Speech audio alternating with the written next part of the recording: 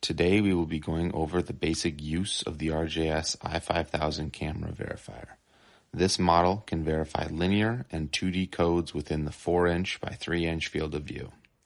To verify a code, press the blue select button or the button on the camera to go live. Center the code over the crosshairs and press the camera or select button again.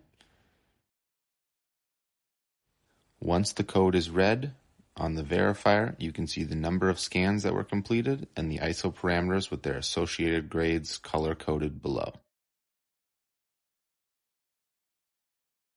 A common mistake some people make is not ensuring the code is centered within the field of view, as seen here. If the code is not centered, you will get the following message notifying you to recenter the code and try again. Press up to exit the screen. On 2D codes, a common mistake some people make is having the camera rotated. If the camera is rotated too much, the verifier may not be able to identify the code and you will get the following screen notifying you that the code could not be found. Press up to exit this screen.